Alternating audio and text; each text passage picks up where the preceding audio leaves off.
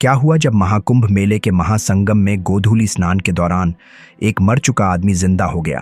आखिर इस घटना में कितना सच है और कितना झूठ, ये जानने के लिए इस वीडियो में आखिर तक बने रहे। दोस्तों, वैसे तो हर 12 साल में महाकुंभ का मेला आयोजित होता है और ये मेला हर 12 साल में 4 अलग अलग जगह, जिनमें प्रयागराज, हरिद्वार, नासिक और उज्जैन शामिल हैं। पौराणिक कथाओं के अनुसार इन चारों जगह पर अमृत की बूंदें गिर गई थीं, जिस वजह से इन चारों स्थलों को अत्यंत पवित्र माना जाता है। लेकिन इस बार का महाकुंभ अति विशिष्ट है, क्योंकि जब 12 सालों में 12 महाकुंभ मेलों का आयोजन हो जाता है तो उसके बाद पूर्ण महाकुंभ का आयोजन होता है। इस दिन विशेष खगोलीय संयोजन होता है और अति विशिष्ट योग बनता है, यानी कि पूरे 144 साल बाद पूर्ण महाकुंभ का ये मेला आयोजित हो रहा है, जिसकी शुरुआत 13 जनवरी 2025 से हो चुकी है और ये आयोजन 26 फरवरी तक निरंतर चलता रहेगा। खैर, महाकुंभ हिंदुओं का सबसे बड़ा त्योहार है, जिसमें दुनिया भर से सैलानी इस मेले में शामिल होते हैं, जिसमें बड़े बड़े साधु, अघोरी और महात्माओं का आगमन होता है। लेकिन इस पवित्र स्थल को ऐसे ही पूजनीय नहीं माना जाता है, बल्कि इस जगह पर कई बार ऐसी घटनाएं भी होती हैं जो विज्ञान की समझ से भी परे है, जिन्हें विज्ञान कभी सुलझा ही नहीं पाया। तो दोस्तों, आज की जो घटना हम आपको बताने जा रहे हैं वो कई साल पहले महाकुंभ के मेले के दौरान घटित हुई थी। साल 1989 जब महाकुंभ मेले का आयोजन किया गया था, जिसमें तकरीबन 1.5 करोड़ लोगों के शामिल होने की पुष्टि की गई थी, जो कि उस समय के वक्त में होना एक बहुत बड़ी बात थी।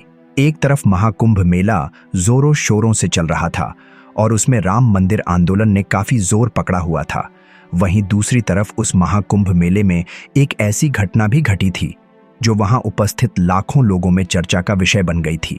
दरअसल साल 1989 जब 12मासी महाकुंभ का मेला प्रयागराज में चल रहा था और देश विदेश से लाखों सैलानी, साधु संत और अघोरी वहां पर आए हुए थे। दरअसल लगभग सूरज ढलने को था, शाम का वक्त था और लगभग 5 बजे से ज्यादा का वक्त हो चुका था। एक तरफ गोधूली स्नान तो दूसरी तरफ संध्या आरती की तैयारियां चल रही थीं। लेकिन इसी बीच उधर से एक मर चुके आदमी की अर्थी ले जाई जा रही थी। मिली हुई जानकारी में उस व्यक्ति का नाम श्यामलाल शर्मा शामिल था, लेकिन हमें ऐसा कोई पुख्ता सबूत नहीं मिल सका कि हम उसके बारे में सटीक जानकारी प्राप्त कर सके। इसलिए मृतक श्यामलाल के बारे में हमारे पास ज्यादा जानकारी अवेलेबल नहीं है।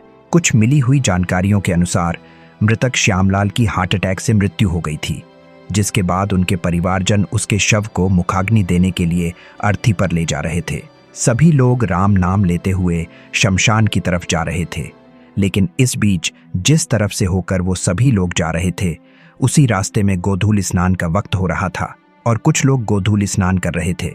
इसी बीच अचानक से जो लोग अर्थी को अपने कंधे पर उठाकर चल रहे थे, उनके पैर अचानक से किसी वजह से फिसल जाते हैं और इसी वजह से मृतक श्यामलाल का शव अर्थी के साथ ही गोधूली स्नान की पुरण बेला में गंगा जी में गिर जाती है। ये सब कुछ इतने अचानक से हुआ था कि कोई भी अपने आप को संभाल नहीं पाया और मृतक श्यामलाल की अर्थी गंगा जी में गिर गई। उधर संध्या आरती भी शुरू हो चुकी थी। शव के गंगा जी में गिरने के बाद सभी लोग मिलकर शव को ढूंढने लगते हैं, लेकिन काफी देर ढूंढने के बाद भी जब उन लोगों को मृतक श्यामलाल का शव नहीं मिलता है तो सभी लोग निराश हो जाते हैं और सोचने लगते हैं कि शायद श्यामलाल का शव नदी के पानी के बहाव के साथ बहकर आगे चला गया है और उसे अब ढूंढ पाना नामुमकिन है। यही सब सोचकर वो सब वापस जाने लगते हैं, लेकिन तभी नदी के तट के दूसरी तरफ पानी का बहाव तेज हो जाता है और लोगों को एक कपड़े जैसा बहता हुआ कुछ दिखाई देता है। जिसके बाद वो लोग पानी में उतरकर उस तरफ जाते हैं तो वहां पर श्यामलाल की अर्थी दिखाई देती है और ये श्यामलाल की अर्थी पर इस्तेमाल किया गया था वो ही कफन का कपड़ा था। कफन और अर्थी तो उन लोगों को मिल चुकी थी, लेकिन श्यामलाल का शव अभी भी नहीं मिल पाया था।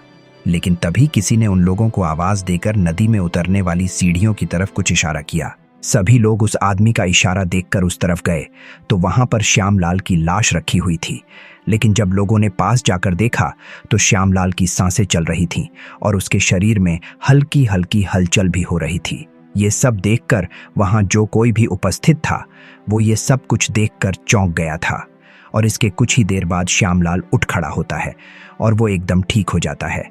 जिसके बाद जिस श्यामलाल को 4 लोग अपने कंधे पर उठाकर लाए थे, वो शमशान तक पहुंचने से पहले ही वापस जिंदा हो जाता है और अपने घर वापस लौट जाता है, वो भी अपने पैरों पर खुद से चलकर। ये सब कुछ इतना ज्यादा चौंका देने वाला था कि जिस किसी ने भी ये सब कुछ देखा उसकी आंखें खुली की खुली रह गईं। और इस तरह एक इंसान जिसकी मौत हो चुकी थी और उसको मुखाग्नि देने के लिए शमशान घाट की तरफ ले जाया जा रहा था, उस इंसान के अचानक से उसकी अर्थी लेकर जा रहे लोगों का पैर फिसलकर गोधूली स्नान के समय गंगा जी में गिर जाना और उसके बाद रहस्यमयी तरीके से वापस जिंदा हो जाना सच में एक अजीबोगरीब घटना थी। वापस जिंदा हो जाने के बाद श्यामलाल तो अपने पैरों पर चलकर वापस अपने घर चला गया। और अफवाह कहे या सच, क्योंकि उसके बाद श्यामलाल पूरे 7 साल की जिंदगी और जीता है और उसके बाद उसकी मृत्यु हो जाती है। लेकिन श्यामलाल के जिंदा होने के बाद वहां जिस किसी ने भी ये सब देखा था उसे अपनी आंखों पर भरोसा नहीं हो पा रहा था। लेकिन शायद ये उस पवित्र जगह और समय की लीला ही थी या फिर उस इंसान के अच्छे कर्म जिस वजह से उसके साथ ये सब कुछ हुआ। लेकिन हमारे मानने या नहीं मानने से वो चीजें नहीं बदल सकती जो वास्तव में इस दुनिया में होती तो है, लेकिन उनके पीछे छिपे हुए रहस्यों को सुलझाना एक इंसान के बस की बात नहीं होती। खैर, इस तरह की बहुत सी घटनाएं महाकुंभ के इस पवित्र स्थल पर होती रहती हैं, जिनके बारे में जानकर हर कोई दंग रह जाएगा। लेकिन सच तो ये है कि दुनिया में जहां बुराई और अच्छाई का अस्तित्व है, वहीं दूसरी तरफ कुछ ऐसी शक्तियों का अस्तित्व भी है जो इस विज्ञान से भी परे है, जिन्हें समझना एक सामान्य इंसान के बस की बात नहीं हो सकती, भले ही उसको गलत ठहराने के लिए विज्ञान का कोई भी सिद्धांत दे दिया जाए। क्योंकि कई बार विज्ञान को भी सुपरनैचुरल चीजों के आगे हार माननी ही पड़ती है। और जब हमारे हाथ में कुछ नहीं होता, तब वो आस्था ही होती है जिस पर एक इंसान को भरोसा होता है, जिससे वो सब कुछ सही कर देने की उम्मीद करता है। तो दोस्तों, आपका सनातन धर्म और महाकुंभ की पवित्रता के बारे में क्या विचार है?